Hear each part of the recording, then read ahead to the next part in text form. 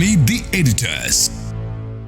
കടമെടുപ്പ് ഹർജിയിൽ കേരളത്തിനെതിരെ ഗുരുതര പരാമർശങ്ങളുമായി സുപ്രീം കോടതി. കേന്ദ്ര സർക്കാരിനെതിരെ ഉയർത്തിയ ആക്ഷേപങ്ങൾ പ്രഥമദൃഷ്ട്യാ കേരളത്തിന് ബോധ്യപ്പെടുത്താനായില്ല എന്ന് രണ്ടംഗ ബെഞ്ച് ചൂണ്ടിക്കാട്ടി. ഇനിയും കടമെടുക്കാൻ അവകാശമുണ്ട് എന്ന സംസ്ഥാനത്തിന്റെ വാദം തെറ്റാണെന്നും കണക്കുകളിൽ പൊരുത്തക്കേടുണ്ടെന്നും കോടതി വ്യക്തമാക്കുന്നു. കേരളത്തിന്റെ ഇടക്കാല ആവശ്യം തീർപ്പാക്കിയ സുപ്രീം കോടതി പ്രധാന ഹർജി ഭരണഘടനാ ബെഞ്ചിന്റെ പരിഗണനയ്ക്ക് വിട്ടു. കടമെടുപ്പിൽ തിരിച്ചടിയോ എന്നതാണ് ചോദ്യം.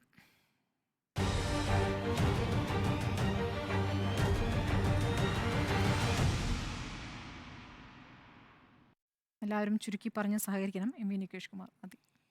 ഇത് രാഷ്ട്രീയ വിജയമാണ് കേരളത്തിൻ്റെ എന്ന് നമുക്ക് ഉറപ്പിച്ച് പറയാൻ കഴിയുന്ന ഒരു സുപ്രീം കോടതി ഇടപെടലാണ്. സാമ്പത്തിക ഫെഡറലിസത്തെ പറ്റി കേരളം ദീർഘകാലമായി ഉന്നയിക്കുന്ന വാദങ്ങളാണ് സുപ്രീം കോടതി ഇപ്പോൾ അംഗീകരിച്ചിരിക്കുന്നത്. സർക്കാർ ഉടമസ്ഥതയിലുള്ള സ്ഥാപനങ്ങൾക്കും കടമെടുക്കുമ്പോൾ അത് പബ്ലിക് അക്കൗണ്ടുകളിൽ നിന്നുണ്ടാകുന്ന ബാധ്യതകളായി മാറുകയും അത് 293(3)യുടെ പരിധിയിൽ വരുമോ എന്നുള്ള വിഷയത്തിൽ ഇനിയിപ്പോൾ സുപ്രീം കോടതി വിധി പറയാൻ പോവുകയാണ്. ഇപ്പോൾ സ്വാഭാവികമായിട്ടും ഈ സർക്കാർ ഉടമസ്ഥതയിലുള്ള സ്ഥാപനങ്ങൾ കേരളത്തിന് മാത്രമല്ല കേന്ദ്രത്തിനുമുണ്ട്. പബ്ലിക് അക്കൗണ്ടുകളിൽ നിന്നുണ്ടാകുന്ന ബാധ്യതകൾ കേരളത്തിന് മാത്രമല്ല കേന്ദ്രത്തിനുമുണ്ട്. അപ്പോൾ കേന്ദ്രത്തെ സംബന്ധിച്ചിടത്തോളം കൂടുതൽ ഈ പറയുന്ന കടമെടുപ്പ് സാധ്യതകളുണ്ടോ? സംസ്ഥാനങ്ങൾക്ക് ഈ തരത്തിൽ ചെറിയ സാധ്യതകൾ മാത്രമേ ഉള്ളൂ. ഈ നിലയിലുള്ള സാമ്പത്തികമായ ഫെഡറലിസത്തിനെ പറ്റി ദീർഘകാലമായി കേരളം അടക്കമുള്ള സംസ്ഥാനങ്ങൾ ഉന്നയിക്കുന്ന വാദമാണ് യഥാർത്ഥത്തിൽ ഭരണഘടനാ ബെഞ്ചിലേക്ക് പോകുന്നത്. അതാണ് 293 ആധികാരിക നിയമപരിശോധനയ്ക്ക് വിധേയമായിട്ടില്ല എന്നും അതിൻ്റെ സാധ്യത. ഇപ്പോൾ ഒരു കേരളത്തിൻ്റെ നേട്ടത്തെക്കുറിച്ച് പറയുമ്പോൾ പറയേണ്ട ഏറ്റവും പ്രധാനപ്പെട്ട കാര്യം, നിങ്ങൾ ഈ ഒറിജിനൽ സൂട്ട് പിൻവലിച്ചാൽ 13,000 കോടി രൂപ ഇപ്പം തരാം എന്ന് കേന്ദ്ര സർക്കാർ നമ്മളുമായിട്ടുള്ള ചർച്ചയിൽ പറയുകയുണ്ടായി. പക്ഷേ നമ്മൾ സൂട്ട് പിൻവലിക്കാൻ തയ്യാറായില്ല എന്ന് മാത്രമല്ല, സൂട്ട് പിൻവലിക്കാൻ നിർബന്ധിക്കുന്ന കാര്യം സുപ്രീം കോടതിയെ ധരിപ്പിക്കുകയും സുപ്രീം കോടതി അത് നഖശിഖാന്തം എതിർക്കുകയും ചെയ്തു എന്നുള്ളത് നമ്മൾ കാണേണ്ടതാണ്. അപ്പോൾ സൂട്ട് പിൻവലിക്കാതെ തന്നെ 13,000 രൂപ നമ്മൾ 13,000 കോടി രൂപ നമുക്ക് കിട്ടുകയും നമ്മുടെ ഈ കേസ് 5-അംഗ ഭരണഘടനാ ബെഞ്ചിന് പോവുകയാണ്. അക്കാര്യത്തിൽ 293 സംബന്ധിച്ച ആധികാരികമായ വിലയിരുത്തൽ, ഭരണഘടനാപരമായ നിർവചനമാണ് സുപ്രീം കോടതിയിൽ നിന്ന് നമുക്ക് ലഭിക്കാൻ പോകുന്നത്. കേരളത്തെ സംബന്ധിച്ചിടത്തോളം 13,608 കോടി രൂപ ലഭിച്ചതുകൊണ്ടാണ് താൽക്കാലിക ആശ്വാസത്തിന് സുപ്രീം കോടതി ഈ വിധിന്യായത്തിൽ, 2-അംഗ ബെഞ്ചിൻ്റെ വിധിന്യായത്തിൽ നിർദ്ദേശങ്ങൾ നൽകാതിരുന്നത് എന്ന് മാത്രമേ ഉള്ളൂ. സ്വാഭാവികമായും കേരളം ഇന്നലെ പറഞ്ഞതുപോലെ 26,000 കോടി രൂപ നമ്മൾ ഇതിനകം മാർച്ച് മാസത്തിൽ തന്നെ ചെലവഴിക്കുകയും ചെയ്തു. നമ്മളെ സംബന്ധിച്ചിടത്തോളം നമ്മുടെ കാര്യങ്ങൾ നടന്നിട്ടുണ്ട്, താൽക്കാലിക ആവശ്യം നടന്നിട്ടുണ്ട്. ഇനിയിപ്പോൾ ഭരണഘടനാ ബെഞ്ചിൻ്റെ കാര്യത്തിനകത്ത് എന്ത് വിധിന്യായമാണ് ഉണ്ടാവുക എന്നുള്ളതാണ് നമ്മൾ അറിയാനിരിക്കുന്നത്. ഞാൻ കൂട്ടുന്നില്ല. നോക്കൂ, 2024 ലോക്സഭാ തെരഞ്ഞെടുപ്പ് വരാൻ പോവുകയാണ്. ഈ സർക്കാർ, അതായത് നരേന്ദ്രമോദി സർക്കാർ നിലവിലെടുത്തിട്ടുള്ള സമീപനമാണ് സുപ്രീം കോടതിയുടെ മുന്നിലുള്ളത്. 2024 ലോക്സഭാ തെരഞ്ഞെടുപ്പിൽ ഒരു പുതിയ സർക്കാർ അധികാരമേൽക്കും. ആ പുതിയ സർക്കാർ കൂടുതൽ ഫെഡറലിസത്തിന് അനുകൂലമായിട്ടുള്ള സാമ്പത്തിക ഫെഡറലിസം ഒരു പരസ്പര യോജിപ്പിൻ്റെ ധാരണയുടെ അടിസ്ഥാനത്തിൽ മുന്നോട്ട് പോകുന്നതിൽ പുതിയ നിർദ്ദേശങ്ങൾ വെക്കും എന്നാണ് ഞാൻ കരുതുന്നത്. അതുകൊണ്ട് ചരിത്രപരമായ റോളാണ് യഥാർത്ഥത്തിൽ കേരള സർക്കാരിന് ലഭിച്ചിട്ടുള്ളത്. ആ റോൾ പൂർത്തിയാക്കുകയാണ് ചെയ്തിട്ടുള്ളത്. ശരി, ഉണ്ണി പറയ്. ഇതിന് 2 വശങ്ങളുണ്ട്. നേരത്തെ നമ്മുടെ റിപ്പോർട്ടിൽ സൂചിപ്പിച്ചതുപോലെ തന്നെ നാം മനസ്സിലാക്കേണ്ട ഒരു കാര്യം, നമുക്ക് കേരളത്തിൻ്റെ കേസ് വാദിച്ച് സമർത്ഥിക്കാൻ ഇന്ന് സുപ്രീം കോടതിയിൽ കഴിഞ്ഞിട്ടില്ല എന്ന് മാത്രവുമല്ല, കേന്ദ്ര സർക്കാർ മുന്നോട്ട് വെച്ചിട്ടുള്ള വാദങ്ങൾ അതേപടി അംഗീകരിക്കുകയാണ് സുപ്രീം കോടതി ചെയ്തിരിക്കുന്നത്. അത് നമ്മളെ സംബന്ധിച്ചിടത്തോളം ഒരു ആത്മപരിശോധന നടത്തേണ്ട കാര്യവുമാണ്. ഒന്നാമത്തെ കാര്യം, ഈ വിധിപ്പകർപ്പിൽ പറയുന്നൊരു പ്രധാനപ്പെട്ട കാര്യം എന്ന് പറയുന്നത് കേരളം ഒരു ഫിസ്ക്കൽ മിസ്മാനേജ്മെൻറ്റിലേക്ക് പോയിക്കൊണ്ടിരിക്കുന്നു എന്നുള്ളതാണ്. അത് കേന്ദ്ര സർക്കാരിൻ്റെ വാദമാണ്. അത് പല കാരണങ്ങൾ ചൂണ്ടിക്കാട്ടി അവർ അതിനകത്ത് സമർത്ഥിച്ചിട്ടുണ്ട്. ഒന്ന്, നമ്മുടെ റവന്യൂ എക്സ്പെൻഡിച്ചറിലെ ഒരു മേജർ പോർഷൻ പോകുന്നത് സാലറിയും പെൻഷനുമായിട്ടാണ്. അപ്പോൾ അത് കർട്ടെയിൽ ചെയ്യാനുള്ള മെഷേഴ്സ് ഒന്നും തന്നെ നമ്മൾ സ്വീകരിക്കാതിരിക്കുകയാണെങ്കിൽ ഭാവിയിൽ വലിയ ഡെപ്റ്റ് സ്ട്രെസ്ഡ് സ്റ്റേറ്റ് എന്നാണ് പറഞ്ഞിരിക്കുന്നത്. കടബാധ്യതയുള്ള ഒരു സംസ്ഥാനമായി മാറും. അത് രാജ്യത്തിൻ്റെ തന്നെ ഫിസ്ക്കൽ ഹെൽത്തിന് വലിയ ക്ഷീണമുണ്ടാക്കും എന്നുള്ള വാദമാണ് കേന്ദ്രം മുന്നോട്ട് വെച്ചത്. എന്ന് മാത്രമല്ല, ഈ കടമെടുപ്പ് പരിധി ലംഘിച്ചുകൊണ്ട് ഇങ്ങനെ കടമെടുത്തുകൊണ്ടിരുന്നാൽ അത് സ്പിൽ ഓവർ ചെയ്യുകയും അതും സംസ്ഥാനത്തിൻ്റെയും രാജ്യത്തിൻ്റെ മൊത്തം സാമ്പത്തിക സ്ഥിതിയും ബാധിക്കും എന്നൊക്കെയുള്ള വാദമുഖങ്ങൾ വെക്കുകയും അത് സമർത്ഥിക്കപ്പെടുകയും ചെയ്തിട്ടുണ്ട്. ആ അർത്ഥത്തിൽ കേരളം ഒരു ഇൻട്രോസ്പെക്ഷൻ നടത്തേണ്ടതുണ്ട്. കേരളത്തിന് ഈ വിധി ഒരു പരിധിയോളം തിരിച്ചടിയാണ്. എന്നാൽ നേരത്തെ നികേഷ് കുമാർ ചൂണ്ടിക്കാണിച്ചതുപോലെ രാഷ്ട്രീയമായി വലിയൊരു വിജയം കേരളം ഈ വിധിയിലൂടെ ആർജിച്ചിട്ടുമുണ്ട് എന്ന് പറയാം. ഞാൻ വിചാരിക്കുന്നത് നമുക്കിപ്പോൾ ഫിനാൻസ് കമ്മീഷനാണല്ലോ ഈ കേന്ദ്ര സംസ്ഥാനങ്ങൾക്കിടയിലുള്ള ഈ ധനകാര്യ മാനദണ്ഡങ്ങളെല്ലാം തീരുമാനിക്കുന്നത്. ധനകാര്യ കമ്മീഷനാണ്, അതൊരു കോൺസ്റ്റിറ്റ്യൂഷണൽ ബോഡിയാണ്. ഇപ്പോൾ 21-26 ഒരു 15-ാം ധനകാര്യ കമ്മീഷൻ്റെ നിർദ്ദേശപ്രകാരം അവരുടെ മാനദണ്ഡങ്ങൾ പ്രകാരമുള്ള കാര്യങ്ങളാണ് സംഭവിച്ചുകൊണ്ടിരിക്കുന്നത്. അപ്പോൾ ഇവിടെ ഈ ധനകാര്യ കമ്മീഷൻ മുന്നോട്ട് വെച്ചിട്ടുള്ള മാനദണ്ഡങ്ങളെ സംബന്ധിച്ച് ചില അഭിപ്രായ വ്യത്യാസങ്ങളുണ്ട്. പല മാനദണ്ഡങ്ങൾ ഉയർത്തിക്കൊണ്ടാണ് അവർ ഈ പണം അനുവദിക്കുന്നത് ഓരോ സ്റ്റേറ്റിനും. അതിനകത്തിപ്പം ജോഗ്രഫി ഒരു വളരെ പ്രധാനപ്പെട്ട ഘടകമാണ്. ഇപ്പോൾ ഉദാഹരണത്തിന് രാജസ്ഥാൻ ഒരു വലിയ പ്രദേശമാണ്, അവിടെ വലിയ പോപ്പുലേഷൻ ഇല്ല എങ്കിലും രാജസ്ഥാൻ ഒരു വലിയ ഭൂപ്രദേശമായിരിക്കുന്നതുകൊണ്ട് അവിടുത്തെ ഇൻഫ്രാസ്ട്രക്ചർ ഡെവലപ്മെൻറ്റ്, റോഡ്, റെയിൽ സൗകര്യങ്ങൾ ഉണ്ടാക്കുക, വാട്ടർ ഫെസിലിറ്റി ഉണ്ടാക്കുക, ഇങ്ങനെയൊക്കെ വരുമ്പോൾ വലിയ പൈസ അവർക്ക് കൊടുക്കേണ്ടി വരും. അതേസമയം ഉത്തർപ്രദേശ് വലിയ പോപ്പുലസ് സ്റ്റേറ്റാണ്, വലിയ ജനസംഖ്യയുള്ള സ്റ്റേറ്റാണ്, പക്ഷേ അത്രയും വലിയ ജോഗ്രഫി ഇല്ല. എന്നാൽ കേരളമാകട്ടെ ചെറിയൊരു ജോഗ്രഫിയിൽ കുറച്ച് പോപ്പുലേഷനുമായിട്ട് നിൽക്കുന്ന ഒരു രാജ്യമാണ്, സംസ്ഥാനമാണ്, പല മേഖലകളിൽ വലിയ നേട്ടങ്ങൾ കൈവരിച്ചിട്ടുള്ള ഒരു സംസ്ഥാനവുമാണ്. അതൊക്കെ കൊണ്ട് നമുക്ക് കിട്ടുന്ന ഗ്രാൻഡ് അല്ലെങ്കിൽ നമുക്ക് കിട്ടുന്ന സാമ്പത്തികമായിട്ടുള്ള സഹായങ്ങൾ കുറഞ്ഞു പോകുന്നു എന്നൊരു പ്രശ്നം നമ്മൾക്കുണ്ട്. അപ്പോൾ ഇത് നമ്മുടെ മാത്രം പ്രശ്നമല്ല. ആ രീതിയിൽ സാമൂഹിക രംഗത്ത്, ആരോഗ്യരംഗത്ത്, വിദ്യാഭ്യാസ രംഗത്ത്, ഇൻഫ്രാസ്ട്രക്ചറിൻ്റെ രംഗത്ത് ഒക്കെ മുന്നേറ്റം നടത്തിയിട്ടുള്ള, ജനസംഖ്യാ നിയന്ത്രണത്തിൻ്റെ കാര്യത്തിലൊക്കെ മുന്നേറ്റം നടത്തിയിട്ടുള്ള സംസ്ഥാനങ്ങൾക്ക് കിട്ടുന്ന ഗ്രാൻഡിൽ കുറവ് വരുന്നു എന്നുള്ളത് ഒരു ഡെസ്പാരിറ്റി ഉണ്ടാക്കുന്നുണ്ട്. ആ ഇഷ്യൂ അഡ്രസ്സ് ചെയ്യപ്പെടേണ്ടത് തന്നെയാണ്, അത് റിവാർഡ് ചെയ്യപ്പെടേണ്ടതാണല്ലോ യഥാർത്ഥത്തിൽ. അപ്പം ഞാൻ വിചാരിക്കുന്നത് ഈ പറയുന്ന ഭരണഘടനാ ബെഞ്ചിലേക്ക് പോകുമ്പം ഇത്തരം കാര്യങ്ങൾ ചർച്ച ചെയ്യപ്പെടും. അങ്ങനെയാണ് ഒരു സാമ്പത്തികമായ ഒരു സന്തുലിതാവസ്ഥ ഉണ്ടാവുക. അതായത് നമ്മൾ ഈ ഫെഡറലിസം എന്ന് പറയുമ്പോൾ അതെല്ലാ അർത്ഥത്തിലുമുള്ള ഫെഡറലിസം ആയിരിക്കണം. അതിനകത്ത് ഏറ്റവും പ്രധാനപ്പെട്ട കാര്യം എന്ന് പറയുന്നത് സാമ്പത്തിക ഫെഡറലിസം തന്നെയാണ്. അത് കൃത്യമായി നിർവചിക്കപ്പെടേണ്ടതുണ്ട്. ഇന്നിപ്പോൾ കോടതി വളരെ ശരിയായി നിരീക്ഷിച്ച പോലെ 290 എന്ന് പറയുന്ന ചട്ടത്തെ സംബന്ധിച്ച് ഒരു കൺവെൻഷൻ ഇതുവരെ ഉണ്ടായിട്ടില്ല. അതുകൊണ്ട് അത് വേണ്ട രീതിയിൽ ചർച്ച ചെയ്യപ്പെട്ടിട്ടുമില്ല. ഇതിപ്പോൾ ഒരു സാഹചര്യമായി എടുത്തുകൊണ്ട് അങ്ങനെ ഒരു ചർച്ചയിലേക്ക് ഭരണഘടനാ ബെഞ്ച് പോകുമ്പോൾ ഈ ആസ്പെക്റ്റുകളൊക്കെ ചർച്ച ചെയ്യപ്പെടുകയും അത് ദീർഘകാല അടിസ്ഥാനത്തിൽ രാജ്യത്തിൻ്റെ സാമ്പത്തിക ഫെഡറലിസത്തിനും ആ രാജ്യത്തെ സംസ്ഥാനങ്ങൾക്കിടയിലുള്ള സഹകരണം വർദ്ധിപ്പിക്കുന്നതിനുമുള്ള മാനദണ്ഡങ്ങൾ സ്വരൂപിക്കുന്നതിലേക്ക് വികസിച്ചു വരുമെന്നാണ് ഞാൻ വിചാരിക്കുന്നത്. ആ അർത്ഥത്തിൽ കേരള സർക്കാർ എടുത്തൊരു ഇനിഷ്യേറ്റീവ് രാജ്യത്തിന് മാതൃകയാവും, രാജ്യത്തിന് ഗുണപ്രദമാകും എന്ന് ഞാൻ വിചാരിക്കുന്നു. ശരി, കടമെടുപ്പിൽ തിരിച്ചടി എന്ന ചോദ്യത്തിന് തിരിച്ചടിയാണ് എന്നുള്ളതാണ് എൻ്റെ അഭിപ്രായം. നേരത്തെ പറഞ്ഞ പോലെ രാഷ്ട്രീയമായ ചില നേട്ടങ്ങളുണ്ട്. ഒരു ചർച്ചയ്ക്ക് വഴിവെക്കുന്നു എന്ന രൂപത്തിൽ കേരളത്തിൻ്റെ ഒരു ഇനിഷ്യേറ്റീവ് ആ രൂപത്തിൽ തന്നെ ചർച്ച ചെയ്യപ്പെടും. ഈ ഭരണഘടനയുടെ 293 അനുച്ഛേദം നിയമപരമായ വ്യാഖ്യാനങ്ങൾക്ക് വിധേയമായിട്ടില്ല എന്ന് സുപ്രീം കോടതി പറയുമ്പോൾ അത്തരമൊരു ചർച്ചയ്ക്കായിട്ടാണ് 5-അംഗ ബെഞ്ചിലേക്ക് വിടുന്നത്. ഇത് KN ബാലഗോപാൽ പറഞ്ഞ കാര്യം ശരിയാണ്, ഗൗരവതരമെന്ന് കോടതിക്ക് ബോധ്യപ്പെട്ടിരിക്കുന്നു. തുടക്കത്തിലെ തള്ളിക്കളയണമെന്ന് കേന്ദ്രം ആവർത്തിച്ച് പറഞ്ഞൊരു കാര്യമാണ്. പക്ഷേ അങ്ങനെ തള്ളിക്കളയാതെ 5-അംഗ ബെഞ്ചിൽ വിടുന്നു എന്നുള്ളതും ഈ കേന്ദ്ര സംസ്ഥാന ബന്ധത്തിൽ സുപ്രീം കോടതിയിൽ നിന്നുള്ള സുപ്രധാനമായ തീരുമാനമായിട്ട് തന്നെ അതിനെ കാണാം. പക്ഷേ സാമ്പത്തികമായി കടമെടുപ്പിൽ കേരളത്തിന് അത് തിരിച്ചടിയാണ്. കാരണം കേന്ദ്രത്തിൻ്റെ സത്യവാങ്മൂലമാണ് ഇതിൽ സുപ്രീം കോടതി മുഖവിലക്കെടുത്തത് എന്നുള്ളതാണ്.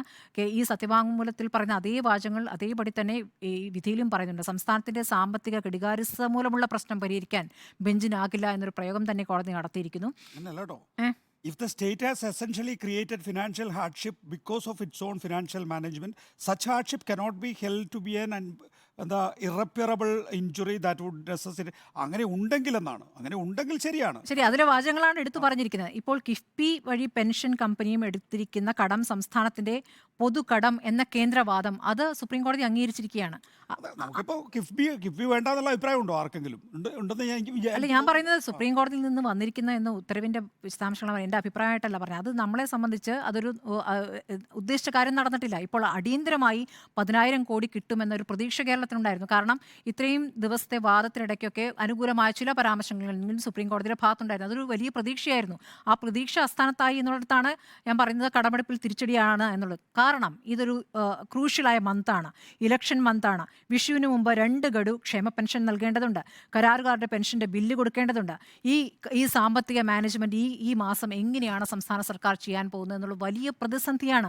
എങ്ങനെ അതിജീവിക്കുമെന്നുള്ളൊരു വലിയ പ്രതിസന്ധി അവിടെ നിൽക്കുന്നു. അതുകൊണ്ടാണ് ഇത് തിരിച്ചടിയാണ് എന്ന് പറയുന്നത്. അതേസമയം ഈ 5-അംഗ ബെഞ്ചിൽ വിട്ടുകൊണ്ടുള്ള വലിയൊരു ചർച്ച മറ്റ് വികസിത സംസ്ഥാനങ്ങളുടെ വിഷയം കൂടി കേരളം ഏറ്റെടുത്ത് കോടതിയുടെ മുന്നിൽ എത്തിച്ചിരിക്കുന്നു. ആ രൂപത്തിൽ ചർച്ച പോകുന്നു എന്നുള്ള കാര്യം അല്ല ഞാൻ പറയുന്നത്. മറ്റ് നോർത്ത് ഇന്ത്യൻ സംസ്ഥാനങ്ങളെ വെച്ച് നോക്കുമ്പോൾ നമ്മൾ നിലവാരം ഉയർന്നതുകൊണ്ട് നമുക്ക് പണം നൽകുന്നില്ല എന്നുള്ളതാണ് നമ്മുടെ പ്രധാനപ്പെട്ട വാദം. അത് ശരിയായ വാദമാണ്. തെറ്റായിട്ട് വേറെ രൂപത്തിലല്ല അത് പറഞ്ഞത്. നമ്മൾ സാമ്പത്തികമായും അല്ലെങ്കിൽ വിദ്യാഭ്യാസപരമായൊക്കെ അത്യാവശ്യം നന്നായി ഉയർന്ന നിലയിൽ നിൽക്കുന്നു എന്നുള്ളതുകൊണ്ട് നമുക്കുള്ള ഷെയർ കുറയുന്നു എന്നുള്ളൊരു പ്രധാനപ്പെട്ട വിഷയമായിട്ട് കേരളം ചൂണ്ടിക്കാണിക്കുന്ന വിഷയമാണ്. ആ രൂപത്തിൽ അതൊരു ചർച്ചയിലേക്ക് പോകുന്നു എന്നുള്ള കാര്യമാണ് ഞാൻ പറഞ്ഞത്. അങ്ങനെ നോക്കുമ്പോൾ കടമെടുപ്പിൽ ഈ പണത്തിൻ്റെ കാര്യത്തിൽ തിരിച്ചടിയാണ്. സുജയ. ഇക്കാര്യത്തിൽ കടമെടുപ്പ് പരിധിയിൽ കേരളത്തിന്റെ ഹർജി അഞ്ചംഗ ഭരണഘടനാ ബെഞ്ചിന് വിട്ടതൊന്നും ഒരു വിജയമായിട്ടൊന്നും കരുതാൻ കഴിയില്ല. കാരണം കടമെടുക്കുന്നതിനാണല്ലോ കോടതിയിൽ പോയത്. കടമെടുത്ത് കൂടുതൽ തുക കേരളത്തിലേക്ക് കൊണ്ടുവരാനും ഇവിടെ ഇപ്പോൾ നിലനിൽക്കുന്ന വലിയ പ്രതിസന്ധി, അതിൽ കെടുകാര്യസ്ഥത ഉണ്ടെന്നുള്ളത് നാട്ടുകാർക്ക് അറിയാവുന്ന യാഥാർത്ഥ്യമാണ്. നാട്ടുകാർ ബുദ്ധിമുട്ടുന്നുമുണ്ട്. അതിൽ കേന്ദ്രത്തെ പഴിച്ചുകൊണ്ടിരിക്കുന്നു, കേന്ദ്രം തരുന്നില്ല, കേന്ദ്രം കടമെടുക്കാൻ അനുവദിക്കുന്നതേയില്ല, അയ്യോ ഞങ്ങളുടെ കൈ കെട്ടിയിട്ടേ എന്നായിരുന്നല്ലോ. അപ്പോൾ അതൊക്കെ കോടതി തന്നെ തള്ളിക്കളഞ്ഞിരിക്കുകയാണ്. കോടതി പറഞ്ഞിരിക്കുന്ന പ്രധാനപ്പെട്ട വാചകം ഇതാണ്: we are unable to accept the argument of the plaintiff at the interim stage that there is fiscal space of unutilized borrowing of either INR 10,722 crores as was orally prayed during the hearing, or INR 24,434 crores which was the borrowing claimed in the negotiations with the union. ഇത് ഓർഡറിൽ പറഞ്ഞിരിക്കുന്ന കാര്യമാണ്. അപ്പോൾ ഇതിൽ ഇനിയിപ്പോൾ കോടതി ഇടപെടലിലൂടെ 13,608 കോടി കോടതിയിൽ പോയത് കൊണ്ടാണ്. അല്ലെങ്കിലും ആ 13,608 എന്ന് പറയുന്നത് കേരളത്തിന് കഴിഞ്ഞ സാമ്പത്തിക വർഷത്തെ കടമെടുപ്പ് പരിധി അനുസരിച്ച് കിട്ടേണ്ട തുകയാണ്. അപ്പോൾ അത് കിട്ടിയിട്ടുണ്ട്. അത് കിട്ടി എന്നുള്ളത് തന്നെയാണ് കോടതി പറയുന്നത്. ഇന്ന് പോയത് എന്തിനാണ്, അല്ലെങ്കിൽ ഇന്ന് പ്രതീക്ഷിച്ചത് എന്താണ്? ഇന്ന് പ്രതീക്ഷിച്ചത് ഇടക്കാല ആശ്വാസമാണ്. ഒരു ഇടക്കാല ആശ്വാസവുമില്ല. മാത്രമല്ല, ഭരണഘടനാ ബെഞ്ച് ഇനി കോൺസ്റ്റിറ്റ്യൂട്ട് ചെയ്യാൻ പോകുന്നതേ ഉള്ളൂ.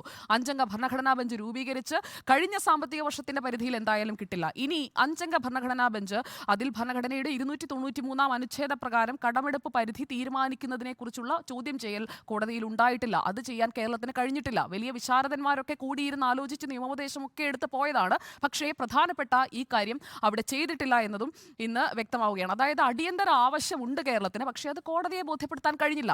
അഞ്ചംഗ ഭരണഘടനാ ബെഞ്ച് എന്ന് പറഞ്ഞു കഴിഞ്ഞാൽ അതൊരു ഡിലേഡ് പ്രോസസ്സാണ്. അത് സമയമെടുക്കും. അതിൽ പരിശോധിക്കാൻ പോകുന്നത് 5 പ്രധാനപ്പെട്ട കാര്യങ്ങളാണ്. കേന്ദ്രവും സംസ്ഥാനവും തമ്മിലുള്ള തർക്കം, അത് ഈ അനുച്ഛേദ പ്രകാരം എങ്ങനെയാണ് ഈ വിഷയത്തിൽ കടമെടുപ്പ് പരിധി തീരുമാനിക്കേണ്ടത്, പിന്നെ സംസ്ഥാനത്തിന്റെ കടമെടുപ്പ് അതെങ്ങനെയാകണം, അതിനുവേണ്ട മാനദണ്ഡങ്ങൾ ഏതൊക്കെ രീതിയിലുള്ള മാനദണ്ഡങ്ങളാണ് വെക്കേണ്ടത്, പിന്നെ കഴിഞ്ഞ കാലങ്ങളിൽ എടുക്കാത്ത പണം അവിടെയുണ്ട്, ആ പരിധി ഇതിലേക്ക് കൊണ്ടുവരിക തുടങ്ങിയ കാര്യങ്ങളൊക്കെയാണ്. പിന്നെ ഈ ധനകാര്യ സ്ഥാപനങ്ങളുടെ സാമ്പത്തിക ബാധ്യത സംസ്ഥാനത്തിന്റെ കടമെടുപ്പ് പരിധിയെ ബാധിക്കുന്നത്, അങ്ങനെയുള്ള വിശാലാർത്ഥത്തിലുള്ള പരിഗണനയാണ് ഭരണഘടനാ ബെഞ്ചിന്റെ മുന്നിലേക്ക് വരുമ്പോൾ ഉണ്ടാകാൻ പോകുന്നത്. അല്ലാതെ കേരളം ഇപ്പോൾ ആവശ്യപ്പെട്ടതുപോലെ ഈ പറയുന്ന 24,434 കോടി രൂപ കേരളത്തിന് കൊടുത്തേക്കൂ എന്നൊന്നുമല്ല ഭരണഘടനാ ബെഞ്ച് വിധിക്കാൻ പോകുന്നത്. അപ്പോൾ ആർട്ടിക്കിൾ 131 ആൻഡ് 293 ഇതിന്റെ രണ്ടിനെയും ഇന്റർപ്രിട്ടേഷനാണ് ഭരണഘടനാ ബെഞ്ചിൽ നടക്കാൻ പോകുന്നത്. കേരളത്തിന് തിരിച്ചടിയായത് എന്താണ് എന്ന് കൂടി പറയണം. അത് ഡോക്ടർ TM തോമസ് ഐസക് ധനമന്ത്രിയായിരുന്ന കാലത്തെ എടുത്ത അധിക കടമാണ്. 2016 മുതൽ 2020 വരെ എടുത്ത അധിക കടമാണ് കേരളത്തിന് തിരിച്ചടിയായത്. അതാണ് ഇതിനകത്തെ ഏറ്റവും പ്രധാനപ്പെട്ട പോയിന്റ്. അതേ ധനമന്ത്രി ഇപ്പോൾ ഒരു സ്ഥാനാർത്ഥിയാണ് എന്നുള്ളത് മറ്റൊരു കാര്യം. അപ്പോൾ ആ ഡോക്ടർ TM തോമസ് ഐസക് എടുത്ത, അല്ലെങ്കിൽ തോമസ് ഐസക് ധനമന്ത്രി ആയിരിക്കുമ്പോഴുള്ള മിസ്മാനേജ്മെന്റ് അല്ല, അത് ഇപ്പോഴത്തെ KN ബാലഗോപാലിന്റെ മിസ്മാനേജ്മെന്റ് അല്ല. പിന്നെ സബ്സ്റ്റാൻഷ്യൽ റിലീഫ് ഞങ്ങൾ തന്നു കഴിഞ്ഞു, അല്ലെങ്കിൽ അതിനുള്ള ഉത്തരവ് വന്നു കഴിഞ്ഞു. 13,608 കോടി രൂപ കേരളത്തിന് കിട്ടിക്കഴിഞ്ഞിരിക്കുന്നത്. കേരളം ഡിസേർവ് ചെയ്യുന്നതാണ്, അത് നമ്മുടെ സംസ്ഥാനത്തിന് കിട്ടേണ്ടതാണ്, അത് നൽകി കഴിഞ്ഞിരിക്കുകയാണ്. അപ്പോൾ ഇനി സബ്സ്റ്റാൻഷ്യൽ റിലീഫ് അല്ലെങ്കിൽ ഇടക്കാല ആശ്വാസം എന്ന് പറഞ്ഞ് കോടതിയിലേക്ക് പോയിട്ട് കാര്യമില്ല എന്നത് കോടതി വ്യക്തമാക്കുന്നു. പിന്നെ കണക്കിലെ പൊരുത്തക്കേട്, ഓരോ തവണയും ഓരോ കണക്കാണ് പറഞ്ഞുകൊണ്ടിരുന്നത്. അപ്പോൾ ഓറലി പറഞ്ഞ ഈ അൺയൂട്ടിലൈസ്ഡ് ബോറോയിങ്ങിനെ കുറിച്ച് പറയുന്നത് 10,722 ആണ്. നെഗോസിയേഷൻസിൽ പറയുന്നത് 24,434 കോടിയാണ്. ഇവിടെ കേരളത്തിൽ പറഞ്ഞുകൊണ്ട് നടക്കുന്നത് എത്രയാ, അതും മറ്റൊരു കണക്കാണ്. അപ്പോൾ അങ്ങനെയുള്ള ഈ കണക്കിലെ പൊരുത്തക്കേടൊക്കെ ഇനിയും കടമെടുക്കാൻ അവകാശമുണ്ട് എന്നുള്ള കേരളത്തിന്റെ വാദം പൊളിച്ച് കളഞ്ഞിരിക്കുകയാണ്. ഒരു കാര്യം കൂടി പറഞ്ഞ് ഞാൻ അവസാനിപ്പിക്കാം. ഈ കേരളത്തിലെ ധനകാര്യ മാനേജ്മെന്റിൽ കെടുകാര്യസ്ഥത ഇല്ല എന്നൊന്നും കോടതി പറഞ്ഞിട്ടൊന്നുമില്ല. അതിനകത്തെ ഇഫും ബട്ടുമൊക്കെ ചൂണ്ടിക്കാണിച്ച് അതിനെ നമ്മൾ നെഗേറ്റ് ചെയ്യാൻ അങ്ങനെ നോക്കേണ്ട ആവശ്യമില്ല എന്നാണ് ഞാൻ കരുതുന്നത്. 26,619 കോടിയുടെ കടപരിധിയാണ് 2021 മുതൽ വെട്ടിക്കുറച്ചത്. അതും കൃത്യമായ ആ ഉത്തരവ് നോക്കിക്കഴിഞ്ഞാൽ മനസ്സിലാക്കാൻ കഴിയും.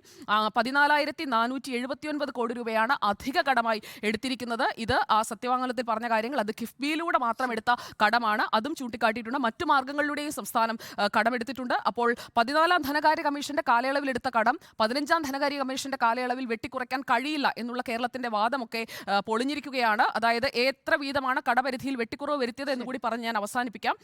കേന്ദ്രം പറഞ്ഞിരിക്കുന്ന വാദം ഇതാണ് അവിടെ ചൂണ്ടിക്കാട്ടുന്നത്. 2021-22 ഫിനാൻഷ്യൽ ഇയറിൽ 9,197.15, 22-23 13,067.78, ഇപ്പോഴത്തെ ഫിനാൻഷ്യൽ ഇയറിൽ 4,354.72 കോടി. ഇത്രയുമാണ് കടപരിധിയിൽ വെട്ടിക്കുറവ് വരുത്തിയിരിക്കുന്നത്. അപ്പോൾ 26,619 കോടിയുടെ വെട്ടിക്കുറവ് ഉണ്ടായിരിക്കുന്നത് കേരളത്തിന്റെ മാത്രം, അല്ലെങ്കിൽ കേരളത്തിന്റെ ധനകാര്യ മാനേജ്മെന്റിന്റെ പിടിപ്പുകേട് കൊണ്ട് തന്നെ സംഭവിച്ചതാണ്. അപ്പോൾ ഇക്കാര്യത്തിൽ തിരിച്ചടി തന്നെയാണ് നേരിട്ടിരിക്കുന്നത്. ശരി ഡോക്ടർ അരുൺ. സ്മൃതി, ഇന്ന് ഈ വിധി വരുമ്പോൾ ഏതെങ്കിലും തരത്തിൽ കേരളത്തിന് അനുകൂലമായി വിധി വന്ന് കേന്ദ്രം കേരളത്തിന് ഈ വായ്പയിൽ ഒരു ഇളവ് അനുവദിച്ച് കൊടുക്കണമെന്ന് സുപ്രീം കോടതിയിലെ വിധി വരുമോ എന്നൊക്കെ ഭയന്നിരിക്കുകയും അങ്ങനെ കേരളത്തിന് രക്ഷപ്പെടാനുള്ളൊരു സാഹചര്യം ഉണ്ടാവരുതേ എന്ന് പ്രാർത്ഥിക്കുകയൊക്കെ ചെയ്ത ഒരുപാട് പേര് നമ്മുടെ ചുറ്റുമുണ്ട്.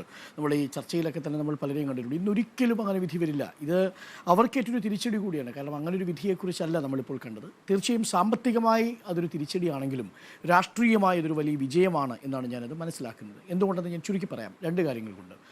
സാമ്പത്തികമായി തിരിച്ചടി എന്ന് പറയാനുള്ള കാരണം, ഈ സാമ്പത്തിക വർഷം ഇനി കേന്ദ്രത്തിൽ നിന്ന് കേരളത്തിന് കടമെടുക്കാൻ കഴിയുന്നത് 33,597 കോടി രൂപയായിരുന്നു. അതാണ് നിലവിൽ കേരളത്തിന് കടമെടുക്കാൻ കഴിയുക. എന്നാൽ നേരത്തെ സൂചിപ്പിച്ചതുപോലെ തോമസ് ഐസക്കിൻ്റെ കാലത്ത്, ഒന്നാം പിണറായി സർക്കാരിൻ്റെ കാലത്ത് 14,477 കോടി രൂപയുടെ കടമെടുപ്പ് അധികമായി കടമെടുത്തിരിക്കുന്നു എന്നുള്ളതുകൊണ്ട് ആ വായ്പ കൂടി ഒരു പഴയകാല മുൻകാല പ്രാബല്യം കൂടി വരുത്തുന്നത് കൊണ്ട് ഏകദേശം 4,000 കോടിയുടെ വെട്ടിക്കുറവുണ്ടാവും. എന്ന് പറഞ്ഞാൽ 22,000 കോടി മാത്രമേ ഇവിടെ കൊടുക്കാൻ അനുവദിക്കൂ. അങ്ങനെ വന്നാൽ തന്നെ അതിലെ 75% ആദ്യത്തെ 9 മാസക്കാലം അനുവദിക്കുക. ഏകദേശം 21,000 കോടിയോളം അനുവദിക്കും. ഇവിടെ നിന്ന് വേണം ഇനി വരാൻ പോകുന്ന 9 മാസത്തിൻ്റെ നമ്മളുടെ ചെലവുകൾ കണ്ടെത്താൻ. പക്ഷേ ഇപ്പോൾ നമ്മുടെ തൊട്ടു മുമ്പിലുള്ള പെൻഷൻ കുടിശ്ശിക അടക്കമുള്ള വിഷയങ്ങൾ പരിഹരിക്കുന്നതിന് വേണ്ടിയും ഒപ്പം തന്നെ മറ്റനേകം ഈ ബില്ലുകൾ ഒക്കെ പാസ്സാക്കുന്നതിന് വേണ്ടിയും ഒക്കെയാണ് 10,772 കോടി രൂപ ആവശ്യപ്പെട്ടത്. അതനുവദിക്കാൻ ഇപ്പോൾ സുപ്രീം കോടതി തയ്യാറായിട്ടില്ല. അതാണ് സാമ്പത്തികമായ ഒരു തിരിച്ചടി. പക്ഷേ ഏപ്രിൽ മുതൽ, അടുത്ത ഫിനാൻഷ്യൽ ഇയർ മുതൽ അടുത്ത 9 മാസത്തേക്ക് നമുക്ക് 27,000 കോടി ലഭിക്കും. അതുകൊണ്ട് ആ അർത്ഥത്തിൽ വലിയ സാമ്പത്തിക പ്രതിസന്ധിയില്ല. എന്നാൽ 2 മാസത്തെ ക്ഷേമ പെൻഷൻ കൊടുക്കുന്നതിന് 1,800 കോടി രൂപ വേണം. അതിപ്പോൾ സർക്കാരിൻ്റെ കയ്യിലുണ്ട്. നോക്കൂ, ഇതിൽ രാഷ്ട്രീയമായ വിജയമാണ് എന്ന് ഞാൻ പറഞ്ഞതിൻ്റെ കാരണം 283 ആർട്ടിക്കിൾ 3 വകുപ്പ് അവിടെ ഒരു വാക്യൂമിൻ ലോ ഉണ്ട് എന്നാണ് സുപ്രീം കോടതി പറഞ്ഞത്. എന്ന് പറഞ്ഞാൽ ഈ സ്റ്റേറ്റ് കടമെടുക്കുമ്പോൾ ഏതൊക്കെ കാര്യത്തിലാണ് കേന്ദ്രത്തിൻ്റെ കൺസെൻറ്റ് വേണ്ടത്, കേന്ദ്രത്തിൻ്റെ കൺസെൻറ്റ് ഇല്ലാതെ കടമെടുക്കാൻ കഴിയുന്നത് ഏതൊക്കെയാണ്, നമ്മൾക്ക് പബ്ലിക് അക്കൗണ്ട്സിലടക്കമുള്ള കടം ഇതിൻ്റെ ബാധ്യതയായി വരുമോ, ഓഫ് ബഡ്ജറ്റ് ബറോയിങ് എങ്ങനെയാണ് ഇതിൽ കണക്ക് കൂട്ടേണ്ടത് തുടങ്ങിയ കാര്യങ്ങളെക്കുറിച്ച് ഭരണഘടനയിലെ ആർട്ടിക്കിൾ 293 സബ് ക്ലോസ് 3 പറയുന്നില്ല. ഇതിനെയാണ് യഥാർത്ഥത്തിൽ ഒരു ഭരണഘടനാ ബെഞ്ചിന് വിട്ടിരിക്കുന്നത്. അത് വളരെ പ്രധാനപ്പെട്ട ഒരു നിരീക്ഷണമാണ്. കേരളത്തിൻ്റെ ഇടപെടലിലൂടെ മാത്രം സാധ്യമായ ഒന്നാണ്. ഒരു വാക്യൂമിൻ ലോയെ കേരളം തിരിച്ചറിയുകയും അത് ഒരു കോപ്പറേറ്റീവ് ഫെഡറലിസം ഇല്ലാതിരിക്കുമ്പോൾ, സഹകരണ ഫെഡറലിസം ഇല്ലാതിരിക്കുമ്പോൾ, ഒരു കോൺഫ്ലിക്റ്റിംഗ് ഫെഡറലിസം ഉള്ളപ്പോൾ അഥവാ സംഘർഷത്തിലാണ് ഫെഡറലിസം എന്ന നിലയിലാകുമ്പോൾ കേരളം പോലുള്ള സംസ്ഥാനങ്ങളെ ഞെരുക്കാൻ കേന്ദ്രം ഉപയോഗിക്കുന്ന ഏറ്റവും വലിയ ടൂൾ ഓഫ് ബഡ്ജറ്റ് ബോറോയിങ് വഴി നിങ്ങൾ കടമെടുത്ത് സ്കൂളുകൾ ഉണ്ടാക്കുന്നു, റോഡുകൾ ഉണ്ടാക്കുന്നു, ആശുപത്രി ഉണ്ടാക്കുന്നു, അങ്ങനെ നിങ്ങൾ വികസിക്കേണ്ട എന്ന് പറയുന്നൊരു പൊളിറ്റിക്കൽ സ്റ്റേറ്റ്മെൻറ്റിനെ നേരിടാൻ കേന്ദ്രം ഉപയോഗിക്കുന്ന, അല്ലെങ്കിൽ നേരിടാൻ വേണ്ടിയാണ് ഇത്തരം ടൂളുകൾ ഉപയോഗിക്കുന്നത്. അതുകൊണ്ടാണ് ഈ കിഫ്ബിയുടെ ഫണ്ടാണെങ്കിലും പെൻഷൻ ഫണ്ടാണെങ്കിലും പബ്ലിക് അക്കൗണ്ട്സിൽ ചേർത്തിരിക്കുന്ന പണമാണെങ്കിലും ഒക്കെ ഈ കടമെടുപ്പ് പരിധിയിൽ ഉൾപ്പെടുത്തി മുൻകാല പ്രാബല്യം നൽകി അതിനെ ഞെരുക്കാൻ ഉപയോഗിക്കുന്നത്. ഇത് യഥാർത്ഥത്തിൽ ഫിസ്ക്കൽ ഫെഡറലിസത്തിലെ ഒരു വലിയ ഒരു ഗ്യാപ്പായിരുന്നു. ആ വാക്യൂമാണ് ഇന്നിപ്പോൾ കോടതിയിൽ കേരളത്തിന് ചൂണ്ടിക്കാട്ടാൻ സാധിച്ചിരിക്കുന്നത്. അതുപ്രകാരം അതൊരു ഭരണഘടനാ ബെഞ്ചിലേക്ക് പോകുന്നു. സ്വാഭാവികമായി ഞാൻ വിശ്വസിക്കുന്നത് ഭരണഘടനാ ബെഞ്ച് ഇക്കാര്യത്തിൽ ഫെഡറൽ തത്വങ്ങൾക്ക് അനുകൂലമായിട്ടൊരു നിലപാടെടുക്കൂ. നോക്കൂ, 205 ലക്ഷം കോടി രൂപ കടമുള്ള ഒരു രാജ്യത്താണ് 4 ലക്ഷം കോടിയോളം വികസന പ്രവർത്തനങ്ങളുടെ ഭാഗമായി കടമെടുത്തൊരു സംസ്ഥാനത്തിൻ്റെ കടം ചൂണ്ടിക്കാട്ടി നിങ്ങളിതാ വലിയ കടക്കണിയിലായിരിക്കുന്നു എന്ന് പറയുന്നത്. ഒരു കണക്ക് കൂടി പറയണം സ്മൃതി. മൊത്തം സംസ്ഥാനങ്ങളുടെ കടത്തിൻ്റെ കണക്കെടുത്ത് നോക്കിയാൽ GSB റേഷ്യയിൽ 1-ാം സ്ഥാനത്ത് നിൽക്കുന്നത് കേരളമല്ല, അരുണാചൽ പ്രദേശാണ്. 2-ാം സ്ഥാനത്ത് നിൽക്കുന്നത് കേരളമല്ല, അത് പഞ്ചാബാണ്. 3, 4, 5, 6, 7, 8 സ്ഥാനത്തും കേരളമില്ല. 11-ാം സ്ഥാനത്താണ് കേരളം നിൽക്കുന്നത്. ആ അർത്ഥത്തിൽ അത്ര വലിയ പ്രതിസന്ധിയിലൊന്നും കേരളമില്ല. ഇന്ന് സുപ്രീം കോടതിയിൽ കേരളം നേരിട്ടത് സാമ്പത്തികമായ ഒരു തിരിച്ചടിയാണ്. കാര്യം ഇടക്കാലാശ്വാസം കിട്ടിയിരുന്നെങ്കിൽ ഈ 6 മാസത്തെയും ക്ഷേമ പെൻഷൻ കൊടുത്തു തീർക്കാൻ കഴിയുമായിരുന്നു. അപ്പോൾ യഥാർത്ഥത്തിൽ ആ പെൻഷൻ, ഈ ഇടക്കാലാശ്വാസം കിട്ടാത്തത് കൊണ്ട് സന്തോഷിക്കുന്നവർ യഥാർത്ഥത്തിൽ പെൻഷൻ കിട്ടാത്ത മനുഷ്യരെക്കുറിച്ച് ആലോചിക്കുന്നതേ ഇല്ല എന്നത് ഞാൻ പറയും. മാത്രവുമല്ല, ആരോഗ്യ മേഖലയിലൊക്കെ വളരെ കൃത്യമായി ഇടപെടൽ നടത്തുകയും മരുന്നുകളൊക്കെ ലഭ്യമാക്കാനും കഴിയേണ്ട പണമാണ് ഇപ്പോൾ ഈ ഇടപെടൽ ഇല്ലാത്തത് കൊണ്ട് മുടങ്ങിയിരിക്കുന്നത്. പക്ഷേ അടുത്ത സാമ്പത്തിക വർഷം മുതൽ ഇനിയുള്ള 9 മാസക്കാലം വലിയ പ്രതിസന്ധി ഉണ്ടാവില്ല എന്നതാണ് എൻ്റെ കണക്കുകൂട്ടൽ. ശരി, നമ്മുടെ സമയം അവസാനിച്ചിരിക്കുകയാണ്. കടമെടുപ്പിൽ തിരിച്ചടിയോ എന്നതായിരുന്നു ചോദ്യം. തിരിച്ചടിയാണ് എന്ന് 3 പേർ അഭിപ്രായപ്പെടുന്നു, ഇല്ല എന്ന് 2 പേർ.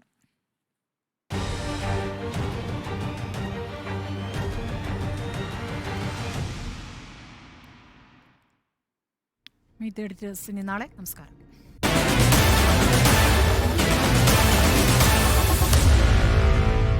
Meet the editors.